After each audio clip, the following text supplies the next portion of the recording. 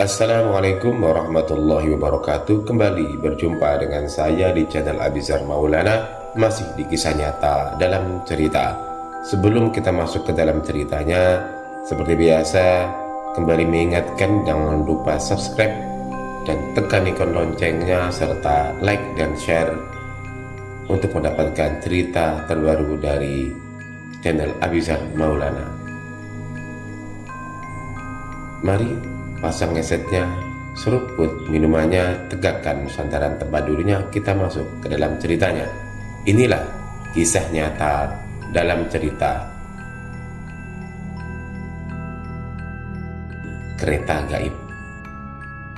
Sebut saja namanya Hakim. Peristiwa ini terjadi pada masa ketika dia di bangku kelas 2 SMA di salah satu SMA negeri di Jakarta Pusat. Setelah pindah rumah 1 tahun lalu, menumpangi KRL Depok ke Cikini ke Depok sudah menjadi rutinitas biasa kala itu. Tahun 2002 kala itu belum pada era komuter lain seperti sekarang ini yang semuanya serba rapi dan tertib. Dulu ada 2 tipe kereta, yaitu ekspres dan ekonomi. Sistem tiketing pun masih berupa karcis kertas. Mungkin di antara teman-teman juga ada yang pernah mengalami era tersebut. Hari itu kegiatan eskul di sekolah yang dilanjutkan dengan aktivitas nongkrong membuat nyaris lupa waktu pulang. Seingatnya, sekitar jam 22 atau jam 10 malam lebih 10 menit, Hakim memutuskan untuk pulang. Meski tidak yakin apakah masih ada kereta yang beroperasi ke Depok pada malam itu, tetapi dia memilih untuk mencoba dulu dibandingkan menunggu angkot yang tidak jelas. Hakim memilih berlari menuju stasiun yang menurutnya akan lebih cepat dengan memotong jalan. Stasiun Cikini sudah sepi saat itu. Bahkan beberapa spot lampunya sudah dipadamkan. Tak ada seorang pun di lantai dasar stasiun. Hakim bergegas menyusuri tangga menuju loket tiket untuk membeli karcis. Samar-samar dari kejauhan loket nampak sudah gelap. Hakim terus mendekat untuk memastikan. Seorang bapak-bapak berpakaian satpam tiba-tiba muncul dari sisi kiri mengagetkannya. Tanpa sepatah kata pun, satpam itu tiba-tiba menyodorkan 1 karcis tiket kereta ekonomi tujuan Bogor kepadanya. Hakim tercengang, kemudian melihat loket dari dekat memang sudah tutup. Saat itu Hakim berpikir mungkin jam operasi petugas tiket sudah selesai beberapa menit sebelum kereta terakhir. Tanpa banyak curiga dan dalam keadaan tergesa, Hakim menerima karcis dari bapak satpam itu. Bapak itu menolak dengan isyarat gerak tangannya ketika Hakim memberikan uang pengganti. Hakim berpikir dia baik sekali memberikannya tiket kereta terakhir untuk pulang. "Terima kasih, Pak," ucap Hakim yang tak terbalas. Kemudian bergegas berlari menyusuri tangga menuju peron stasiun yang terletak di lantai paling atas. Hakim tiba di peron stasiun dengan nafas terengah-engah. Sangat sepi dan suasana entah mengapa terasa berbeda. Lampu peron terasa lebih redup dari biasanya. Di peron tempat Hakim menunggu tidak ada siapapun, hanya dia seorang. Tetapi di peron seberangnya atau arah stasiun Jakarta Kota ada beberapa orang menunggu dalam diam. Mulanya wajah mereka terunduk, tapi tak selang beberapa lama mereka semua beralih menatap Hakim dengan pandangan mata yang kosong dan wajah pucat pasi. Hakim mencoba berpikir positif. Mungkin mereka menatapnya karena hanya ada dia satu-satunya objek yang ada di seberang mereka. Bulu kuduknya mulai meremang seketika.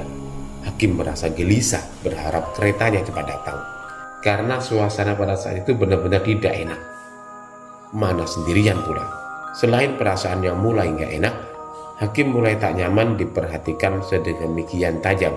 Meski yang nampak dapat dihitung dengan jari beberapa pasang mata saja yang menatapnya. Namun entah mengapa saat itu Hakim merasa diperhatikan oleh banyak sekali orang. Hakim berusaha mengalihkan pandangan, menatap jauh rel, mondar-mandir, bola matanya menengok jam terpajang.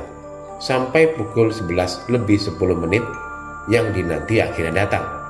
Rel bergetar, suara laju kereta terdengar meski tanpa bunyi trompet yang seperti biasanya dia dengar. Anehnya, begitu suara kereta terdengar dari asal peronnya, mereka yang di seberang peron juga serentak ikut berdiri. Sejajar memperhatikan kereta itu sampai berhenti sempurna di peron. Pintu kereta terbuka cepat. Hakim buru-buru masuk ke dalam kereta. Seperti tanpa jeda, pintu kereta itu langsung tertutup cepat begitu kedua kakinya menapak di dalam kereta.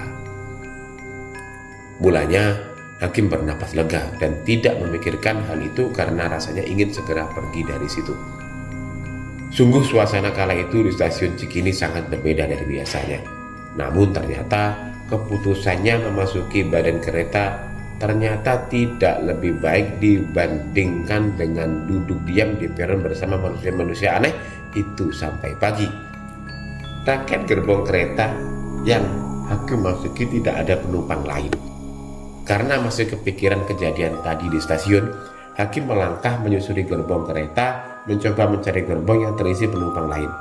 Masa iya di kereta ini cuma ada aku sendiri, pikirnya sambil terus melangkah. Suara derung mesin kereta melaju cepat bertabrakan dengan angin luar yang menciptakan suara seperti peluit bising. Gerbong pertama yang dia lewati masih kosong. Gerbong kedua juga kosong.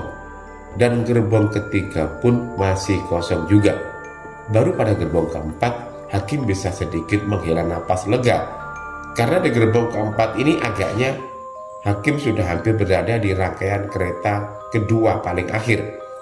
Hakim melihat rangkaian gerbong kereta paling ujung atau paling akhir sudah padat banyak orang.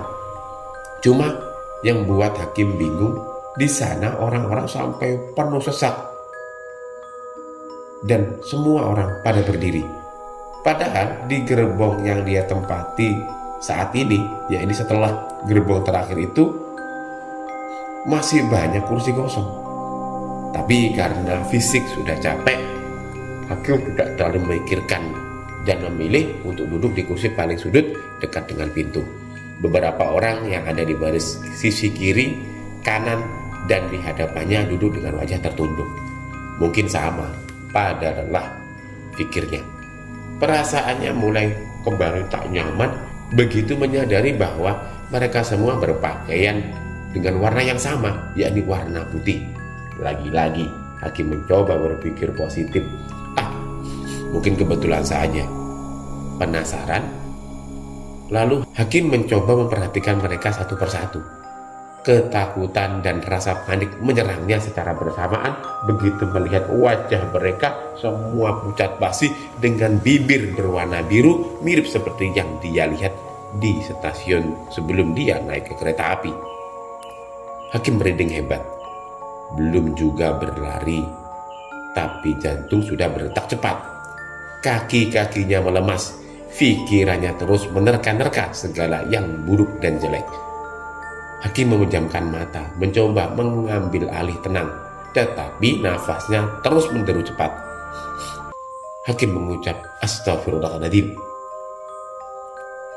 Suara tawa terdengar di telinganya dengan jelas, yakni suara tawa anak kecil yang tertawa dengan tawa yang menyeramkan. Hakim memberanikan diri membuka mata. Tepat di atas kepala pria paruh-baya yang duduk di hadapannya, di slot rak barang atas berbaring tertelungkup anak perempuan berambut ikal, berbola mata hitam dan berkulit biru, menatapnya menyeringai sembari menggerakkan kepala ke kanan dan ke kiri. Astagfirullah, astagfirullah. Suara tawa anak itu mengulang rapalannya disusul dengan tawa riang. Anehnya, orang-orang berbaju putih di gerbong itu masih duduk, tak bergeming, meski tawa anak itu memekikkan telinga. Seolah hanya ada Hakim, satu-satunya manusia yang merasa ketakutan di sana. Sisa-sisa keberanian yang susah payah dipertahankan seketika buyar begitu sosok anak itu tak berhenti tertawa dan mengulang apa yang Hakim ucapkan. Lalu seluruh sosok dalam gerbong itu menatap satu arah ke arah tertuju pada Hakim. Dari situ Hakim melihat ragam wujud mereka. Sebagian wajah hancur, berkulit biru, berambut ikal. Beberapa dari mereka ada yang bermata bolong, bahkan mukanya rata.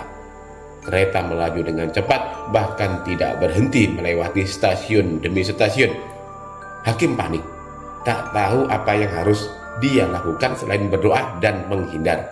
Dengan langkah menyeret dan keringat menetes, Hakim berupaya pergi dari gerbong itu menuju dua gerbong setelahnya. Di gerbong itu hanya ada satu sosok laki-laki parubaya yang duduk di barisan paling sudut. Sosok itu mengenakan baju putih, duduk merunduk seorang diri. Hakim gemetar. Hakim merasa sosok itu sama seperti sosok-sosok aneh yang dia temui sebelumnya. Baru saja ingin berlalu melewatinya, tetapi langkahnya terhenti begitu melihat dari kejauhan tepat di garis lurus pandangannya terlihat penampakan sosok nenek-nenek bungkuk berambut putih, ikal kusut, bermata bolong, dan dia menjulurkan lidah panjang hingga menyentuh ke lantai gerbong. Sosok itu melangkah mendekat ke arah gerbongnya.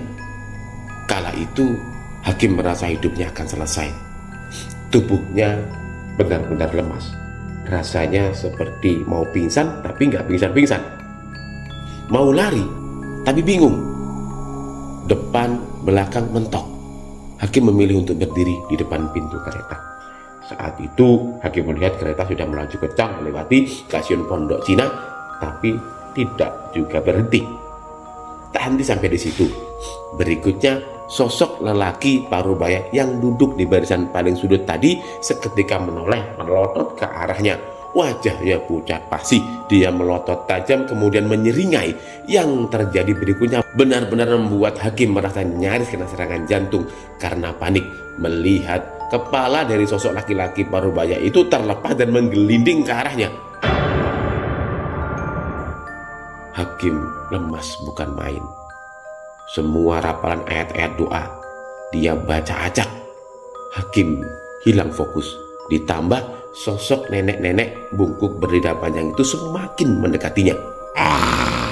Badannya gemetar, benar-benar merasa ajal sudah dekat. Suasana makin gak karuan ketika Hakim mendengar suara hentakan kaki berlari dari ujung gerbong ke arahnya.